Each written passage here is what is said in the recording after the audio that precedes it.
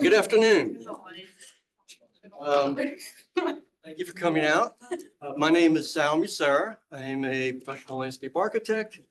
My degree was from right here at Virginia Tech a long time ago. I've got over 40 years of experience in private practice, doing work all around the country and overseas as well. When Sean and I first talked, he sent me some prompts, and the two that I liked were, how has the professional landscape architecture changed during your career? And how has it changed me? So I'm gonna try this presentation. I've never done it before, but I want to focus on you, where you are and where you're headed with your careers, and talk about how landscape architecture has in a real sense changed my life in many ways. And I guarantee you it will change yours in many ways too. Whether you stay in the profession or do something related tangentially, I promise you it makes you a different person. So, what I'm going to do is I'm going to use two of my projects from 40 years. Not going to do a lot of my work, but two projects to cover 10 different lessons that I've learned from my profession, from landscape architecture. And with each of those, talk about a life lesson that come along with it. So we'll see if this works. If not, you feel free to throw things at me. And now the arrow doesn't want to work. It's working. And now it doesn't want to work. Okay. All right. So first lesson is really about making plans and making those small plans. The image on the left is from the park that I designed in Fayetteville, North Carolina. I'll talk about that. But the idea is to always get up in the morning with a plan. And I would say even where you are today, if you don't have a plan, do that exercise and make a plan. Try and envision a career path. Try and envision a direction for you.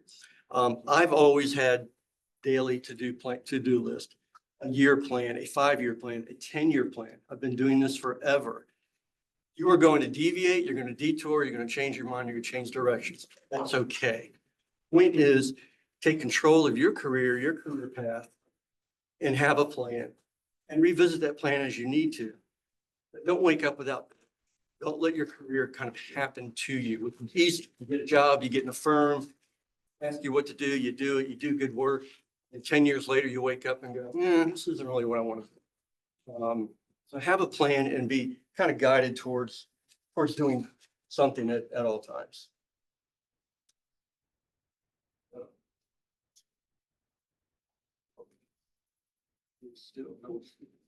Okay. So an example of that, this is the Veterans Park in North Carolina. It was designed to be a park to honor veterans. And from the beginnings of the park, I didn't want it to be a normal kind of memorial park. But one of the programs I wrote was I didn't want to see names, I didn't want statues, I didn't want dates. I wanted it to be very abstract, let all the veterans experience it kind of in their own way. So one of the things I did from the beginning is I wanted to have a bigger plan. So I wrote a public art program. I knew the city, I knew the public art people locally. There had been a rift between them for years. And I thought this might be a way to actually bring them back together in a cool way and to make art an underlying framework for the whole design. So I wrote a program related to veterans themes, military themes. And the requirements were you had to be a veteran artist to create the artwork. You had to use decommissioned military materials that were actually in service. And then you had to create it. I gave some parameters for dimension, for scale, to create space. So the artwork was actually going to create space within the park. So as you kind of look through that view, you can see different elements in there, so that you experience the park through actually the art. At first, the city said no way.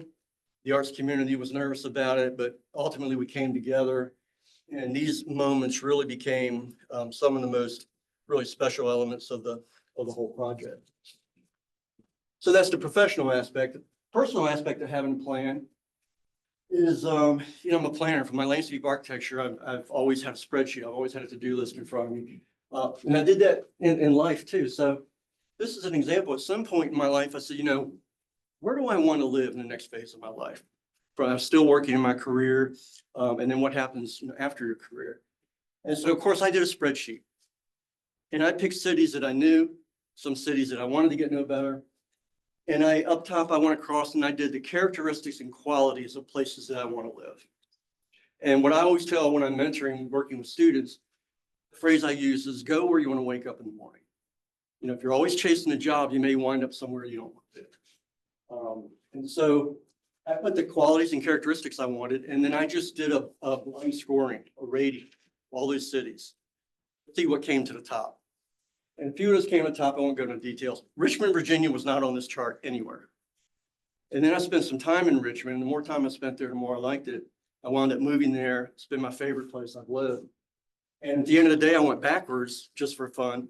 And it actually would have scored at the top or near the top on that list. But the point is, my mind's always thinking, I want to intentionally have a plan for what I do. I don't want it to be haphazard. I don't want to take a job and go somewhere and find out that that's not where I want to be. So I think in your personal life, for me, it was sort of a landscape architecture moment of planning and rationalizing. This is Veterans Park, one of the exhibits, 10,000 military dog tags hanging from the ceiling. And for me, it spoke to the chaos that veterans experience, but then also that the order and beauty that can come out of chaos. One of the prompts that Sean gave me was, what happens in a typical day? I call it la la land. You look at these tasks, all these tasks require a certain skill that you're going to learn. I'm not exaggerating to say in my 40 years, many, many days involved every one of those. You wake up, you do a site visit, you do project management, you do business development, you write a proposal, you get ready for an interview. You may have to travel to a site, you may have to travel further. It's not uncommon to do every one of these things in a given day or a given week. It may be chaotic, but what you do is learn to manage that process, get order from chaos, and it becomes fun. It's what makes landscape architecture, I think, really cool. Every day is different. No 2 days are ever the same. But with each of these descriptions, there's a skill set that you have to develop and you will develop. And so it's rather complicated. You're not just a designer, you're not just a production person. Ultimately, in a good environment, working environment, you're going to learn something about all of those. So again, I think that's what makes it fascinating.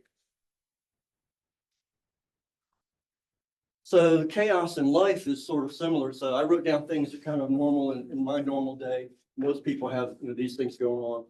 Again, some of the terminology is the same, right? You're going to have meetings, you're going to do some travel, you're worried about work-life balance. I like to get in some painting.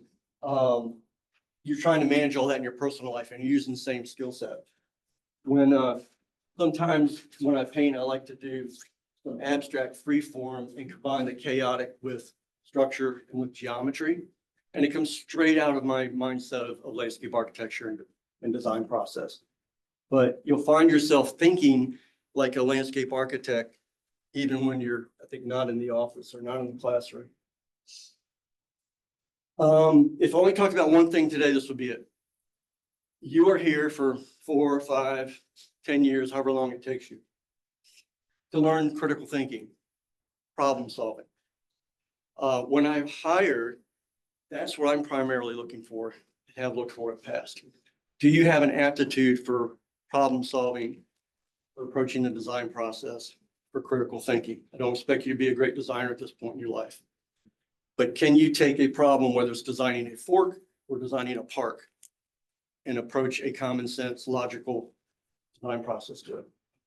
So problem solving is what we're really about. This is an aerial of the Veterans Park upon completion. And what I would point out is that to the left of this primary drive into the site, that was our original scope. We were hired to design the park on that piece of land, everything to the left. And when we got underway, the first thing that hit me was there's a connectivity that doesn't exist. It's lacking between the park, this existing airborne museum, which is a pretty amazing museum, a greenway on the south of the main road here, and just none of it worked. The arrival sequence was terrible. So initially, where that crenellated pedestrian promenade is, which I'll talk about, That was a drive into the museum. So you drove in, you took a right-hand turn, and you ran into the front door of the museum. So the arrival sequence wasn't very good.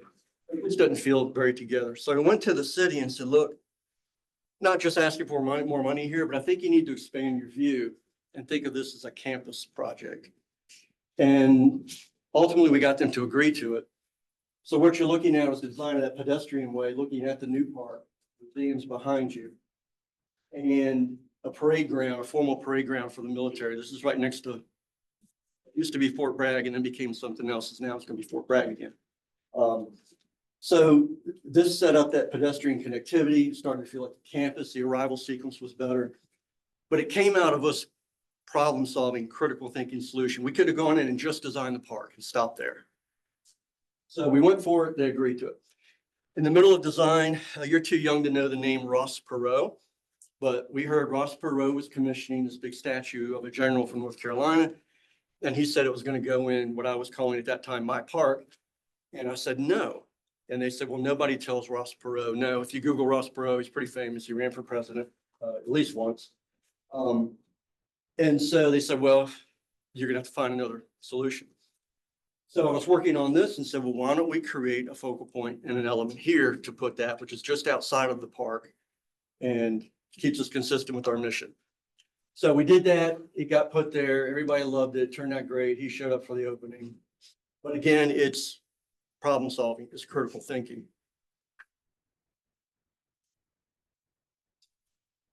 This is project 2, which is the Belmont Bridge project in Charlottesville. I'll talk about some background on how I got involved, but the one thing you should know, as a landscape architect, I was the project manager on replacing a VDOT bridge. This is the amphitheater, if you know Charlottesville at all, the Dave Matthews Amphitheater. The mall is to the top. And this is the bridge over the railroad track, the Belmont neighborhood to the south west there. So I'll talk about some more, but one of the things we found out early on was people were crossing this road, pedestrian crossing, the mid-block crossing down in this location. And it was very dangerous. And at some point, we told the city, we can't support that. And we're gonna put that in writing. It's too dangerous. It doesn't meet any standards. And the neighborhood was adamant that they needed to keep it. That was the best way for them to get to downtown.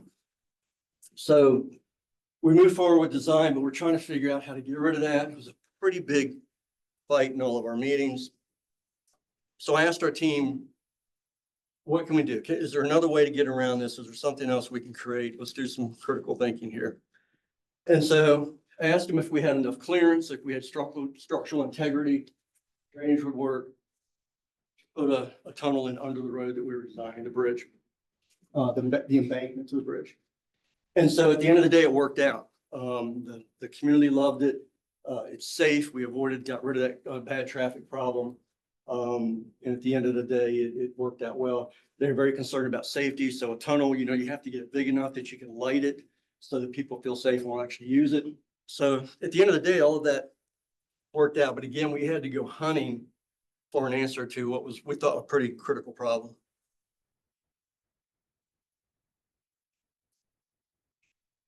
So from a life skill perspective, critical thinking, problem solving, it'll creep into your life and you'll be amazed at what a background in landscape architecture will do for you. These are early sketches for the Veterans Park.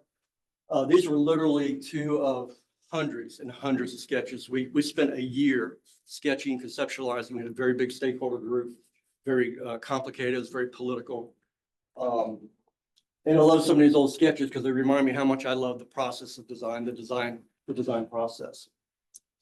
So from a life skill, the story I'll tell you is I was with my brother and we were with a family member one day in her home.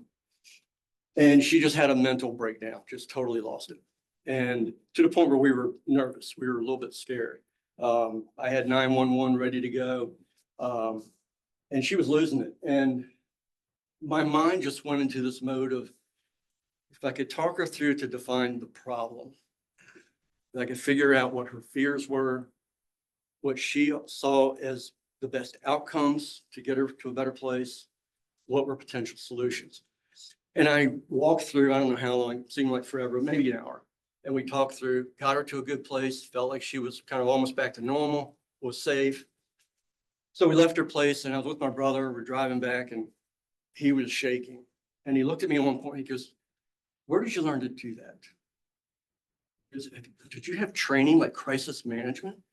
And I literally I didn't know what to do for a few minutes. And I said, it was landscape architecture. He goes, "What?" I said, "It's problem solving. It was critical thinking. It was like going into a client's office and trying to figure out the difference between what they say they want and what they need and what you can provide for them. What are they afraid of?" When you do public engagement, people come into the room and they're immediately afraid and they're antagonistic until they understand what you're trying to do and what you can do for that. So that for me was a big light bulb of, I really was thinking the way I do when I'm approaching a project in a very personal manner. Bad news for all of you that don't like group projects. This is it. When you leave this building, it's it every day, every minute of every day. I apologize, but that's it. These are frequent collaborators that you work with routinely, always. And it's not a complete list. You need to learn, and you will learn to speak their language. You will learn to understand some of the technical aspects of each of these collaborators. And if you do that successfully, your value in the marketplace goes way up. And clients, developers, other architects, allied professionals start to understand that they can communicate with you in a positive way, in a productive way. But in order to do your job well, you actually have to understand at some level what all these people do. And that seems unfair because some of these people absolutely ignore what you do. But you have to understand how to fold them in to the design process.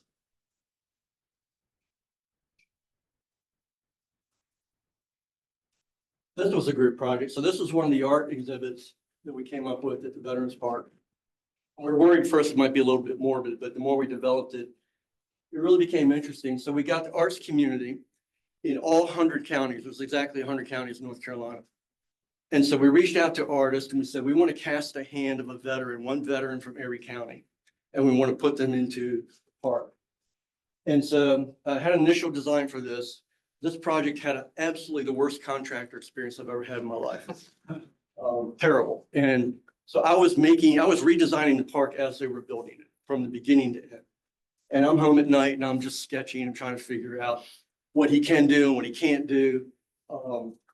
And so the issue here was you need a group to figure this out. So we came back to a precast solution with glass and stainless steel. So I had to bring in a precaster and talk to them about how we're going to do this. We had to have a structural engineer to look at the footings to make sure it worked. These are all lit, have cool lighting effects. So I had to bring in lighting consultant to the table. The glass people, the etchers, the artist, the city, and the veterans committees. So I don't know how many, if you were counting. So all those people have got to be in a room to figure this out. We had to figure out pretty quick in a way that this contractor could actually execute the work. It's just an example. Almost everything in what you do is going to wind up having, multiple people in the room. So from a life lesson standpoint, group project, you'll see the same things. And not just, home improvements you're doing in the house, but again, on a personal life level, if you had to, came to the occasion where I had to find housing for some aging parents. And I approach it like I'm sure I do my day job. So all of a sudden I got spreadsheets out and I'm looking at who are the players, who are the stakeholders. Well, I've got doctors, I got people that run facilities and physical therapists, financial people, how much is it going to cost, the insurance people. I'm looking at different geographic locations. Spent some time out in this part of the state, taking my parents through some places. And I'm got my to-do list, my spreadsheets, I'm doing my analysis, I'm rating, and this is second nature to me. So my siblings always call me and go, "You do this, this is what you do." Because they realize it's kind of what I do every day, what I've been doing for a living. And it's not conscious, but it's the process you go through of rational thinking, problem solving. And the thing that I found that it keeps you calm through those kind of things, which can be really stressful. And it keeps you calm because you are, just like you're going to have projects and you're going to have difficult clients. You have to stay calm and you have to think through a solution, because not having a solution is not acceptable. Some of my best client relationships in 40 years have come when a client has called me and cussed me out for something that I didn't do. And instead of going back at them, I went through a process of explaining the process that we've gone through. Here's how we got where we are, and here's how we can move forward. And then they calm down. And then before you know it, we're best buds. I learned that from landscape architecture. Technically speaking, you have to be good at the fundamentals. It underlies all the stuff that you want to do. We want to be creative people. We want to design. That's all really fun. If you don't understand grading and drainage, and if you don't understand something about geotechnical, you don't understand something about all these other allied professionals that you're going to engage with, your designs don't work. You're going to be a better designer if you understand the underlying technical. I love grading. I will challenge anyone to a grading duel anytime. If you will pay me a few $100,000 a year to grade 8 hours a day, I will do it. I love grading. I'm a grading geek. This project image at North Carolina Veterans Park is the natural edge. Just looking at this from a technical standpoint, I had to have some understanding of grading, of drainage. It's a brownfield site. We hit bad soils. We had to do remediation. Those are constructed wetlands.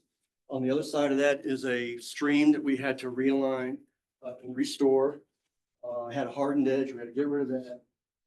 The curve of this actually is a floodplain delineation line. We're like 2 inches off of it. Nobody can map that, but just believe me, we're 2 inches off of it. There's so many levels of technical things you have to understand to make the cool stuff work. And if you're doing it right, understanding that technical aspect of your job will actually inform your designs. You don't just do cool designs and try and make it work. You have to understand the technical basis before you go there often. So that form on the edge there all the way through the park is defined by floodplain and what we can or can't do and how much we have to be above that and so forth and so on. So if you are good technically, your clients and the other allied professionals you work with also have more respect for you. They understand that you're not just throwing out design ideas that can't be implemented. So I think it's the same thing in any other part of life. If you're into, music, any kind of art, there are all the technical underpinnings that you have to understand. If you're painting, understanding what kind of paper, what the paper does. The grain of the paper is almost like topo and soils because the paint acts differently on it. What kind of brushes, what kind of thinners, what kind of tools you're using. If you're a guitarist, if you're a pianist, there's a technical underpinning before you can even begin to be sort of the creative master. A lot of times when you paint, you'll do a tonal study. It's landscape architecture. You're looking at composition, you're looking at shadows, you're looking at light. All these things, line value. It's not much different than when you're doing a rendering or when you're doing a CAD drawing. Is it readable? Would it read better if I did this, if I brought this forward or pushed this back? Those are all the kinds of things that go into other aspects, I think, of life and particularly creative endeavors.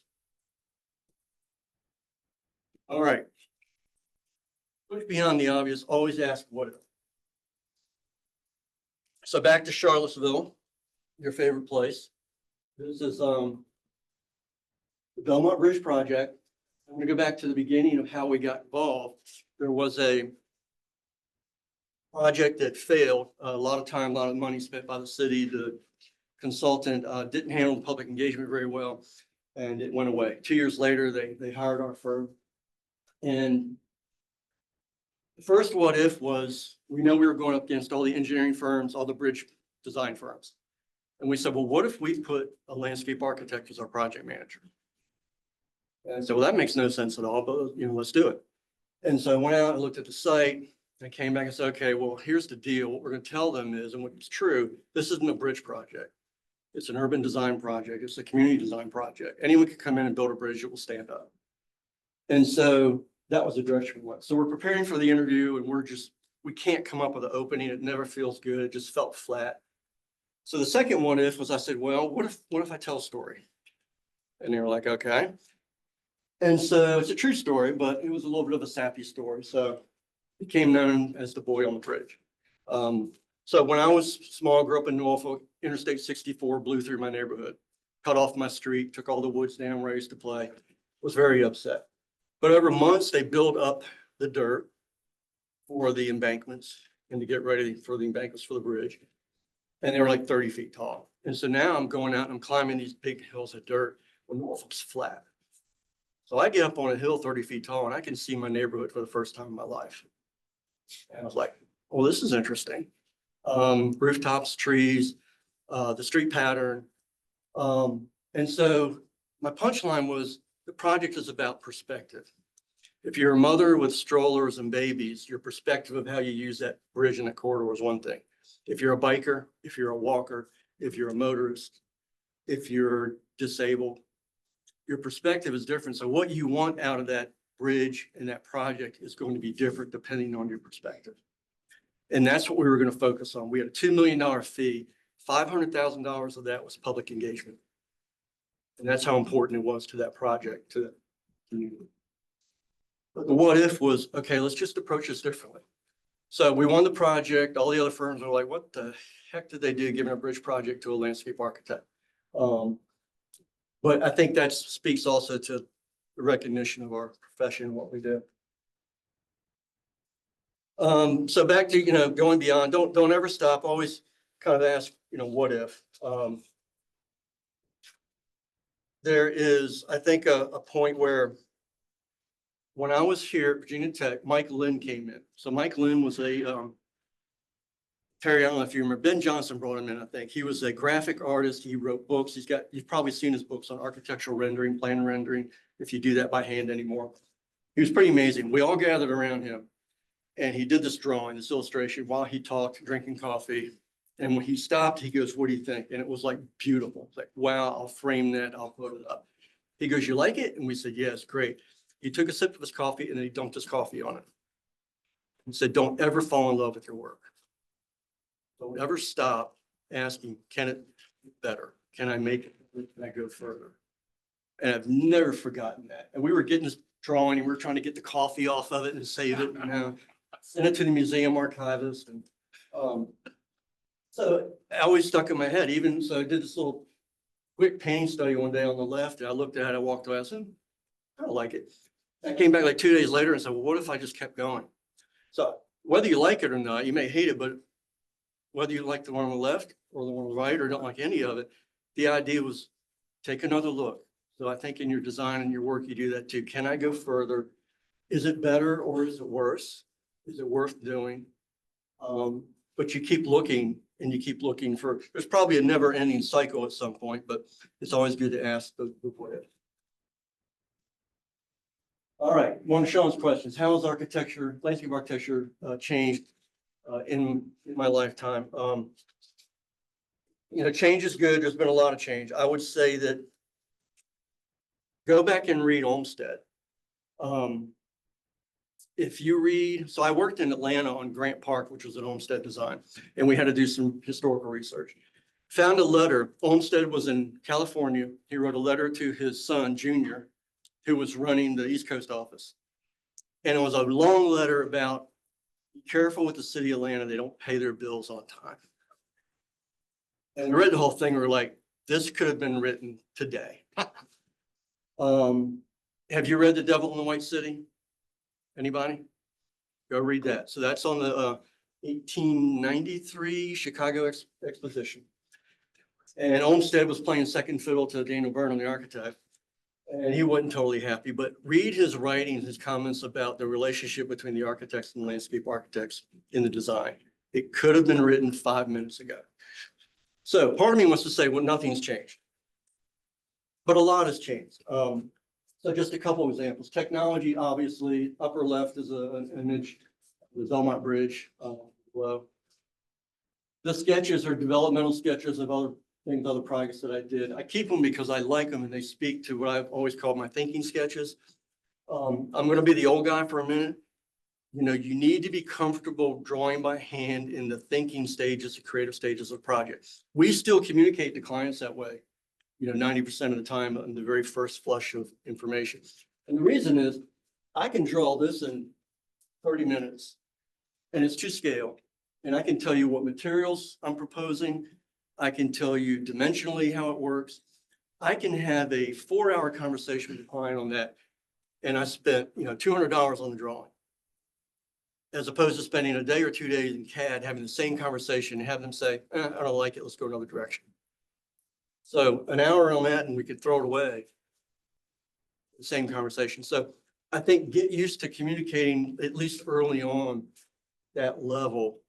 And they're perfectly good and they accomplish what you need to for many projects, not all of them. But I think it's still important skill set. But technology allows you obviously to do so many things we couldn't do back in the old days. Not only as a design tool, but as a communication tool. And we'll see where AI goes. The roles today, this may or may not be true, more challenging. I think more services. Again, project managers are often landscape architects on big projects now. This is the Veterans Park again, the amphitheater, there's that boardwalk, the weapon area. The one thing I'll point out is one thing that's changed in the profession is we don't get enough budget and time allotted for construction period services as we used to. And that's bad from a liability standpoint, but also just from your knowledge standpoint. So what I would say to you today is when you get out in the professional environment, find a way to get on construction sites. I don't mean sneak over the fence in the middle of the night, but find a way to get on sites or your projects or other people's projects. Get your hard hat and your boots on. You have to see how things are constructed. It will change the way that it should change the way that you do design. It's really critical. We used to get a lot more time and now just contractually, the clients have taken a lot of that budget away. But when you see how things are built, it'll change the way you detail, the way you do construction drawings, and maybe the forms, the way you do things. The simple one is like doing construction joints, expansion joints in hardscape paving. If you mess that up and the contractor follows your mess up, you wind up with breaking concrete everywhere. So again, it comes back to being good technically, but you have to understand how they do these things on site and the sequence of events that happens on a construction project. The elders don't show up at one time. One guy does everything. So the electrician comes at a certain time, the concrete guy comes at a certain time, the landscape guy comes at a certain time, and they're all trying not to step over each other. You have to be conscious of that in the work that you do.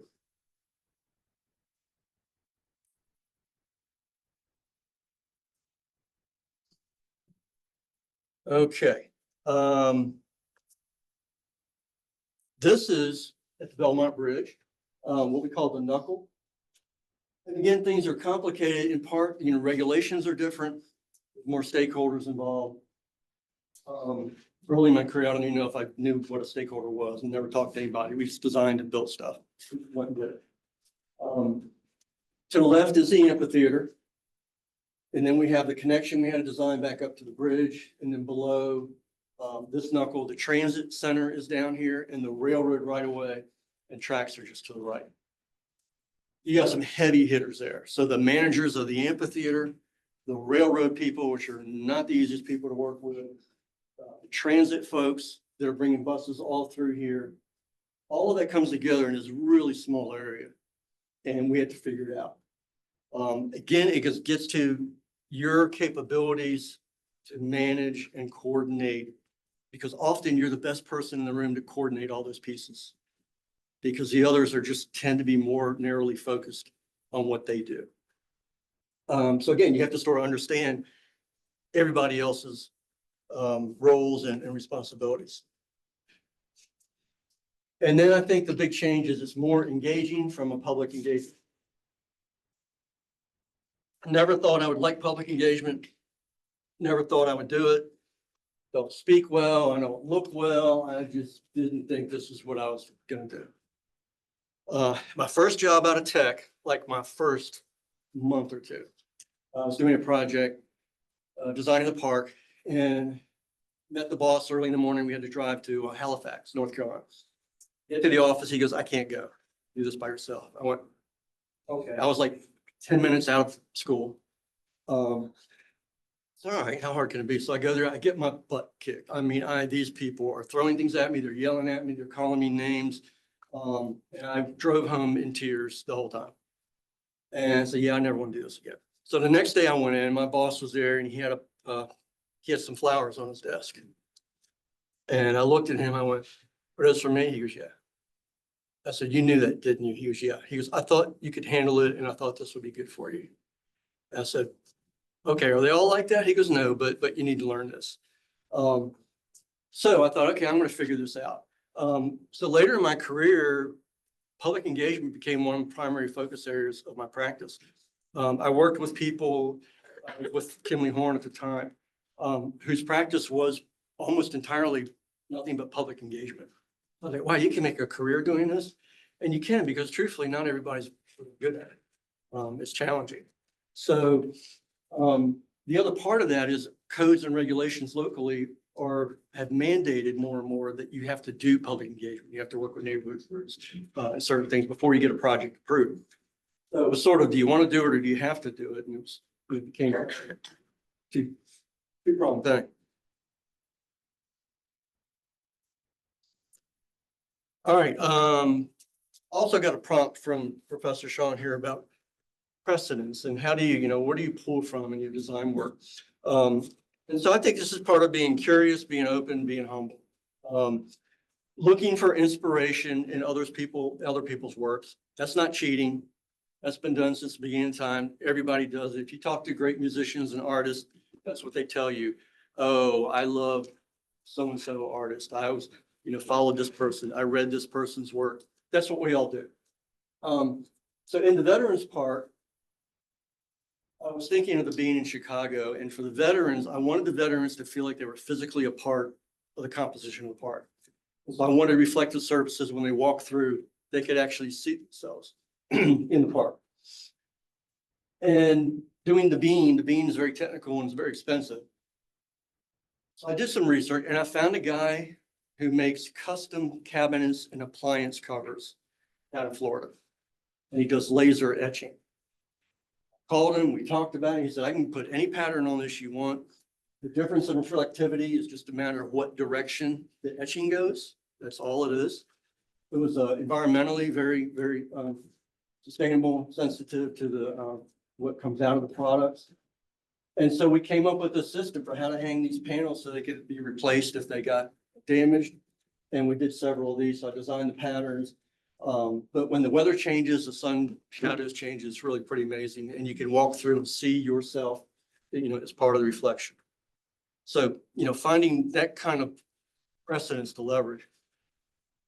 Back to Belmont, when we got hired, the failed project before us failed because of public engagement. And the city said the community wants this iconic bridge in Charlottesville, Calatrava kind of stuff. I found this old photo and I went, oh, that's not very iconic. Really, it just feels like a street integrated into kind of the urban grid.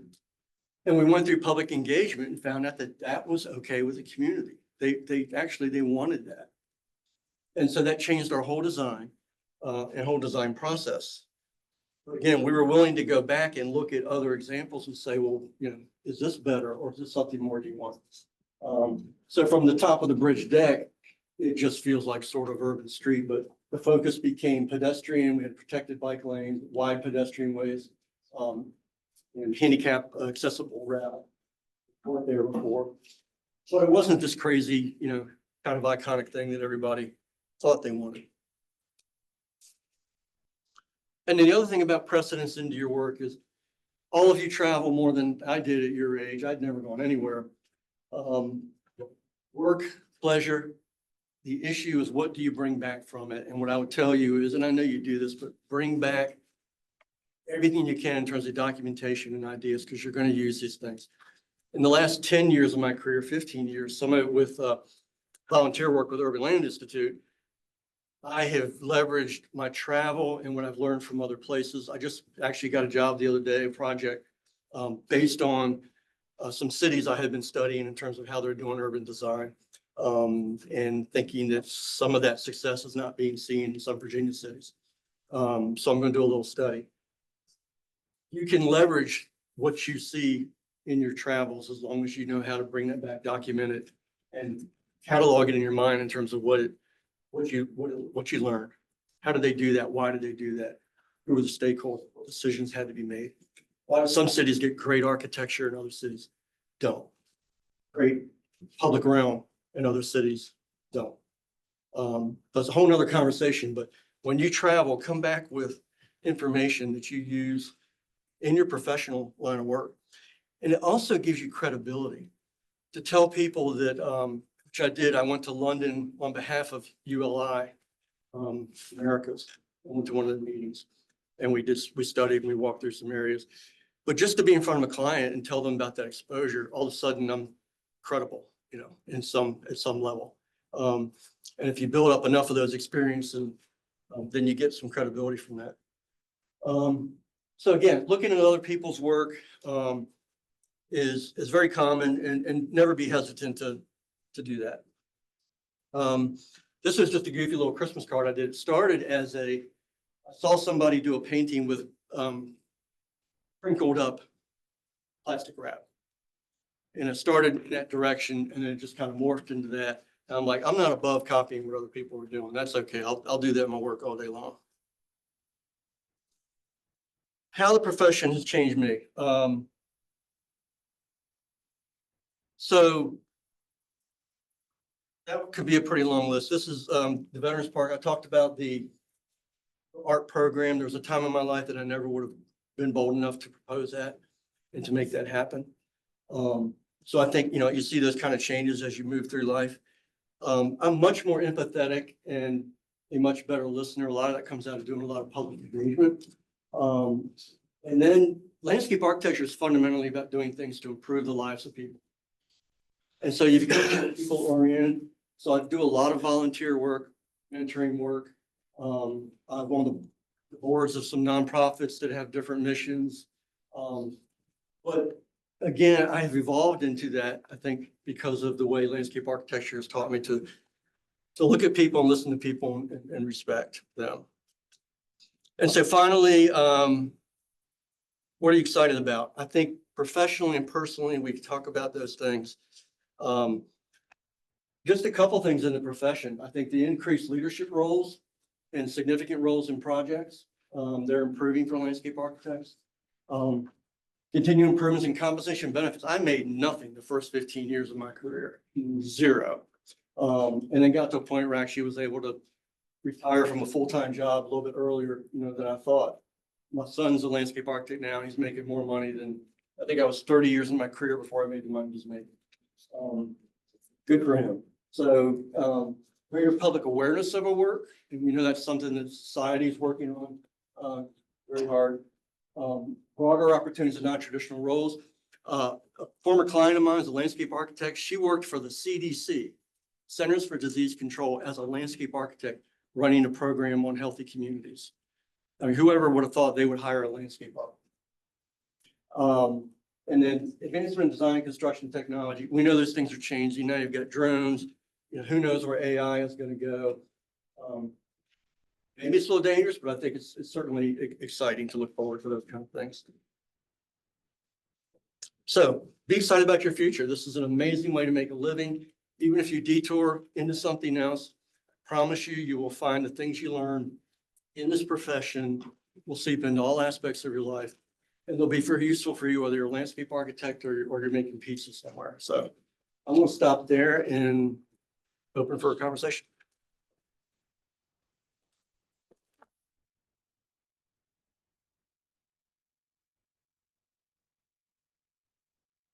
Questions, comments, concerns? I'm not going to tell you how much my son's. Yes. What's one piece of advice you can give someone that's about to go into being hired? What's one piece of advice you can give them to ask questions about for the firm they're inquiring about? And the big thing for me is you're interviewing them as well as they're interviewing you. And you want to get a sense as best you can of firm culture. I used to ask them, tell me about your longest tenured employees. How have they been here? I want to have some idea of turnover. I want to see a mix of a gender mix, a racial mix. I want to see diversity. And that's, buzzword today, but I want to see, because there are some firms that had zero diversity at all when it's a bit concerning. Because you want influences. It's funny, all of us come from a different cultural background and our designs are influenced by that. So if there's only one type of person in the room in the firm, that's all you're getting is that one perspective. So don't be afraid to ask those kind of questions. I also want to ask them about the career path. If they can't define for me career path, then I'm concerned. And it doesn't have to be, 1 year this, 3 year that, 5 year that, but it has to be, is there a path to ownership? What is that path? Do I have criteria that I know I have to meet to get there? Rather than if they look at you and go, hey, come on in, man, it'll be fine. We'll figure it out. That's a red flag for me. So I want to know that they're thinking about their employees and their employee focused. I've been working with a small firm that I think is very employee focused. They have a lot of stuff in place. Another firm just like them that is purely about money for the owners. That's okay. That's their prerogative, but you'd like to know that before you step in the door.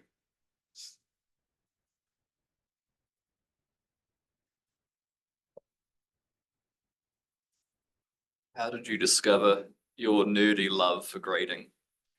When I got in the golf course business. So I did golf course design for a few years.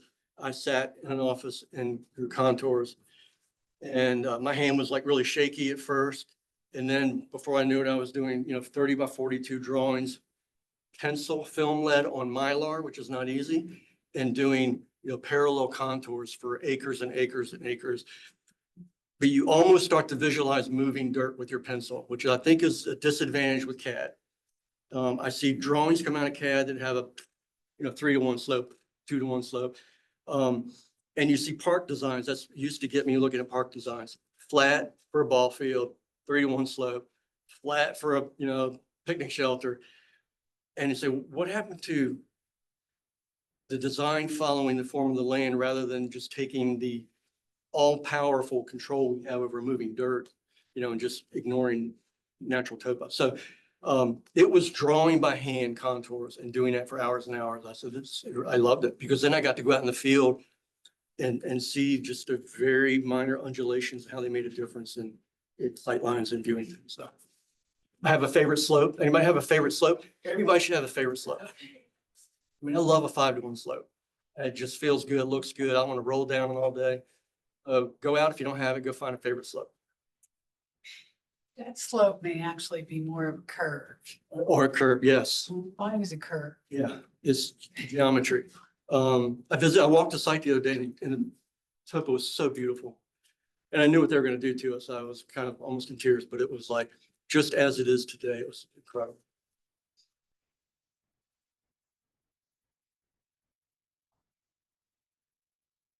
There you go.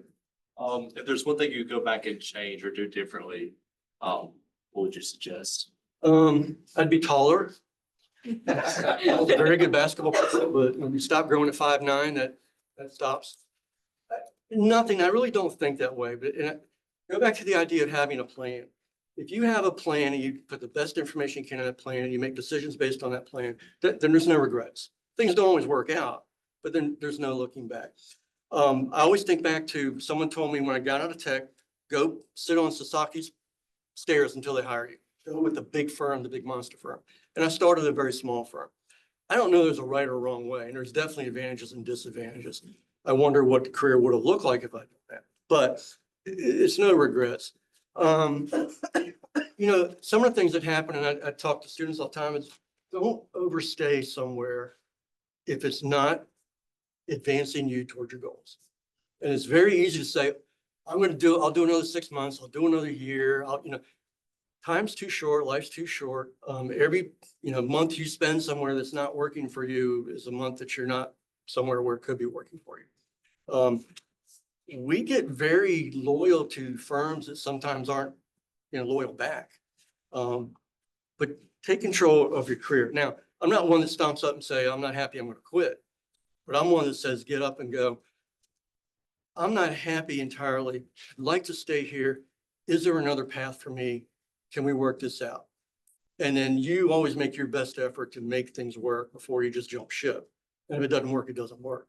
But loyalty goes both ways. So, but do I have any regrets? No, not really. Other than the taller thing, just would have been nice. Time for one more question.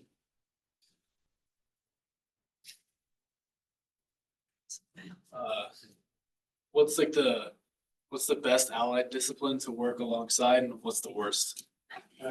Well, thank you for your time. I can answer that. Boy. The truth is they all come in, different flavors. I worked with architects I would never work with again. I've worked with architects that I've loved working with. But man, you need to know how to play well with civil engineers, and planners. Because you're in it together all the time, every day. And you've got to be able to professionally speak your language. The quick thing is when I went to Kimley Horn, I was butting heads with the civil engineering department from day one. They didn't even want me in the room. They had landscape architects, they didn't like them. It was a fight. And I learned that I had to demonstrate my capabilities in order to win their respect. And then before long, projects were flipping and the LAs were managing the projects and the civils were supporting. It had always been the other way around. Did I get my ULI reference in for you? ULI, good organization. You asked about allied organizations. ULI is a wonderful one. APA. I even do some stuff with AIA.